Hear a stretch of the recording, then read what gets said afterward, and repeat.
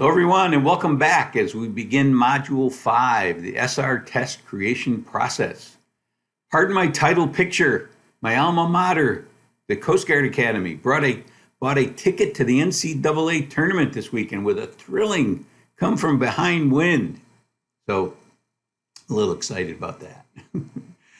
You may have noticed that I was not as involved in the DBs this week, our third week of the progress monitoring discussion, as I was in Houston from Tuesday until Friday and very involved with Turo's initiative of creating full year student teaching experiences for our candidates with the assistance of US Prep.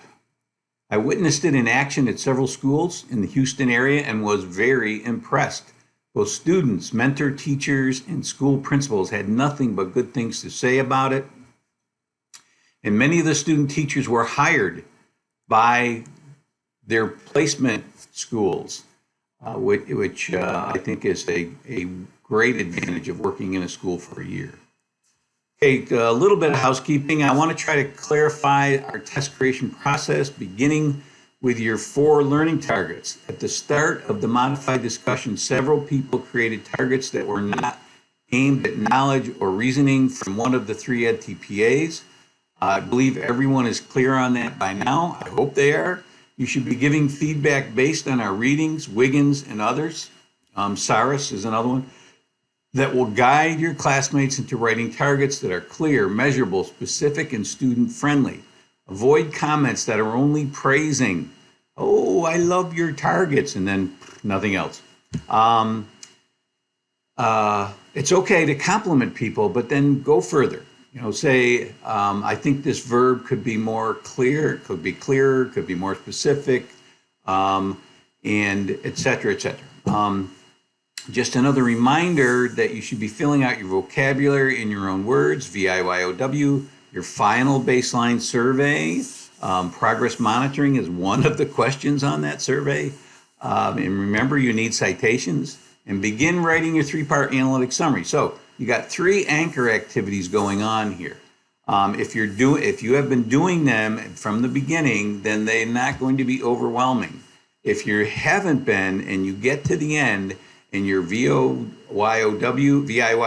is due, your 3-part analytic summary is due, and your final baseline survey is due, which is 15% of your grade, you are going to feel overwhelmed and you're going to write bad things about Dr. Tom. Too much work, overwhelming. Whereas if you had spread it out throughout this course, it will be much easier. Plus, anchor activities are things that you should be doing in your own classroom. It's a great differentiating tool for students who are finished early and need either enrichment or to move ahead. So those are the 2 gifted and talented strategies that I know about, enrichment and advancement. So, okay, enough of that.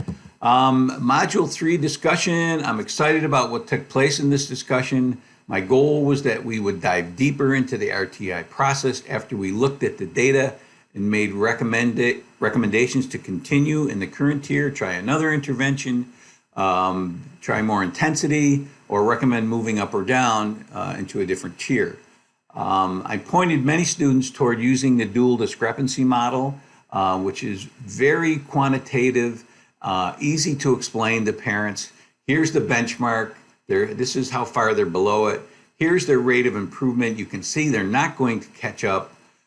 So that's easy. Charting progress is not only great for informing parents, but it also is very powerful with students when they chart their own progress.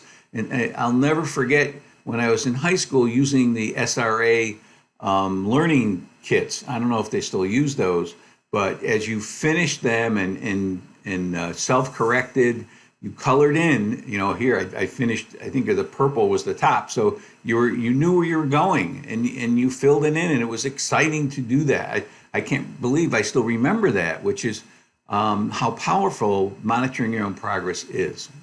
There are some people who are confused about how to plot the beginning point of a student's graph and the goal line and the end point to compare to the benchmark. The starting point of the student's goal line is the median of the 3 data points. So it doesn't start at the first data point. You take the median of them. It could be the first one, but it might not. Median means it's the score that is in the middle of the first 3 scores. And to find the benchmark or where the student is, you average the last 3 data points. So that gives you that, and that's what you compare to the benchmark. So those are some misconceptions that people had. And I hope you walk away knowing, or that is clear in your mind. Plus, most of you were able to compute slope, rise over run, of both the goal line when it wasn't given and the student's progress. This was a big idea of this module. Most of you also understood the basic concepts of RTI: universal screening, research-based core instruction and interventions, progress monitoring to catch up, and 3 tiers of increasing intensity. That's something you should have gotten in another course, but reinforced in this course, like spiral learning. You have it, then you go revisit it, and then you revisit it again. So you should walk away with all those concepts. We also looked at where we find these interventions in core curricula, how long we intervene before trying a different intervention. A lot of discussion about that. Or recommending movement to another tier, or keeping someone in a tier even though they're making adequate progress. RTI in secondary and pre-K, and the concepts of integrity and fidelity of instruction and interventions. Many of you use the ancillary materials, which really excites me. RTI for secondary, RTI for pre-K, RTI for English language learners. You also might be interested in an article on why it's hard to get teacher buy-in for RTI. You will find several links in each to help you navigate these 2 areas, which are not typically mentioned in our texts. There was a question about the difference between RTI and MTSS, multi-tiered system of supports, which Salvia et al. Mentions at the end of their chapter. The difference is pretty simple. RTI is mostly academic. It is just academic. MTSS includes behavior, PBIS, which is one system of behavioral interventions. So that's the difference. In several sections, there were questions about where to find interventions. I might have mentioned this in my last teaching memo, how to implement them with integrity and how long to intervene before either changing to another intervention or recommending a higher tier. I have links to 3 different intervention sites. The most popular is What Works Clearinghouse, but at the bottom of Module 4, there are links to, I think, 3 of them: Intervention Hero and interventioncentral.org. Timing and tier was also a topic in several posts. Of course, it varies. In Tier 1, we rely on the teacher or a push-in specialist. In Tier 2, 8 to 10 weeks is common before we regroup and make a decision, whether we change the intensity, change the frequency of our assessment, of our progress monitoring, or change the intervention. Now, those are all options. I asked many of you about what variables can we change, and those are some of them. Several of you cited an article, Coleman, Roth, and West, on pre-K and RTI. So I've shared the link in my transcript. So if you're interested in seeing that, and many of you are in pre-K, I suggest you download that. Lastly, in one section, a candidate cited a book on RTI for gifted students. I mean, intuitively, you say, well, wait a minute, RTI is for students to catch them up. Well, evidently, RTI for gifted students is also something that we can do. So you can look at that book, but if you don't want to buy that book, you're not and wade your way through it.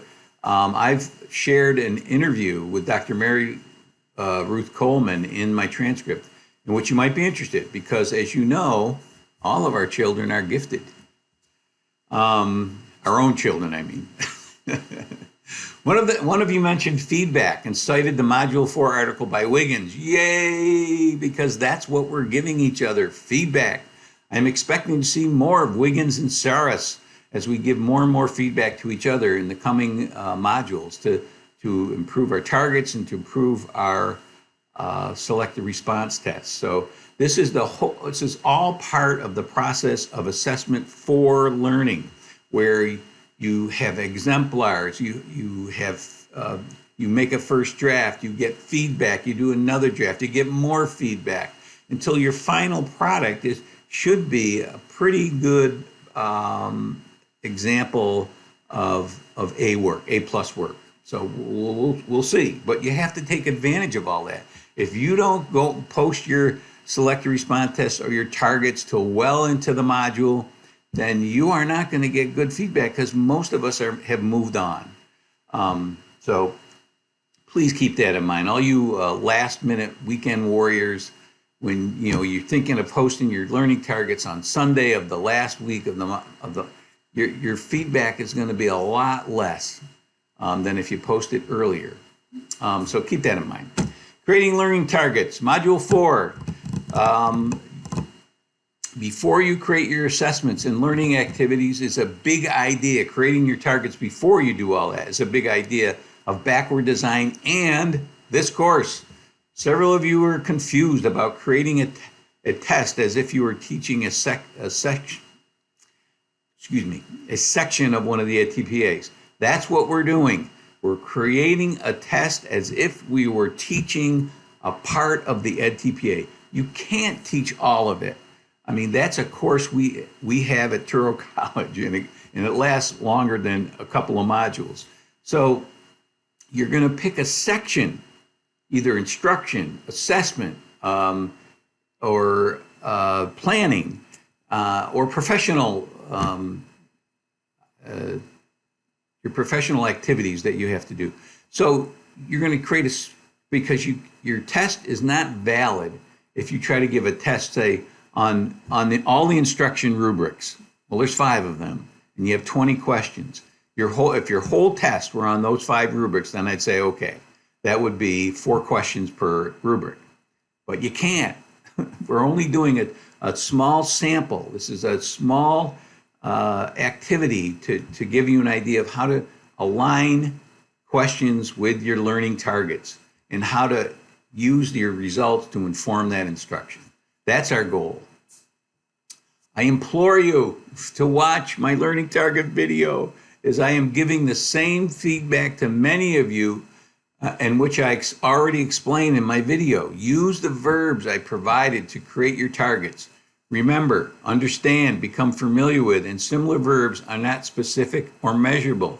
I have some, I've got the verbs here. You can see I would look at the ELA verbs, identify, describe. Well, I would say describe and explain are not good for selective response tests because usually explain requires a written response. I mean, you could have explain and then have 4 different explanations and have a student choose from one of those.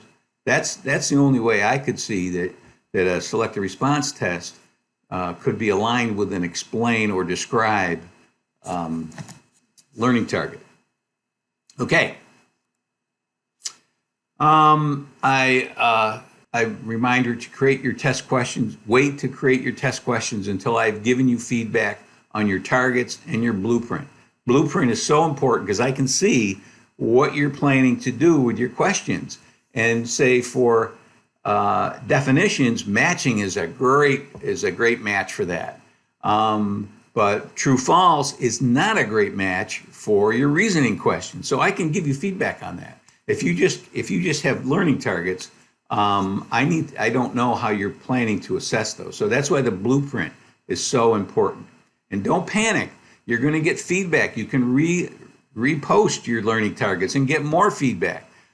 So keep that in mind. This is not a one-shot deal. So that's it. Keep working on your targets, work on your SR test questions, but please don't start on it until you get feedback from me on your learning targets. So keep in mind, spring is nigh. It was 36 degrees in Houston when I was there. Come on, what's up with that? All right, see you in 1 week.